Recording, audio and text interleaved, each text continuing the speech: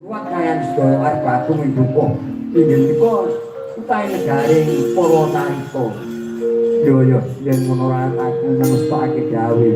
Mansun Prabu Srikapunggung. Lah dene tanggapanipun pinten? Ya sing tukang napa panjer ki aku nek dalanku kok ora ngerti. Dalanku kok ora ngerti dhuwit sing ngerti dadi aku. Dadi njae wong golek. Sing ngecake ki aku. Dalange dikon ngalor-ngalor ngidul-ngidul ke manut karo iya. Ya pinten juta tang wis saiki wis para tanggapan ade nembung dalanku wis anane mung saron kepenak mergo tanggapan sithik ya didom sithik tanggapan oke ya didom oke wong sithik iki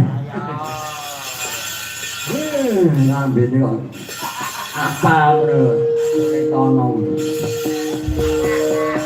apa samune cengkir ngono ae wah lah cengkir pinten itu pinten truk ngoten cengkir iki gede kenceng ing pikir ngono lho kok nang tekan ndukur dapur ngono nggih ngoten monggo ya kodhaken rawuh dhateng negari iki Purwocarita mangke mindak dados pengajeng-ajengipun Sing Prabu Srikapunggung Jaya yen mongkon aya aku digono nang endi dumenge negara Purwocarita monggo suwi kula dherekaken iki jalan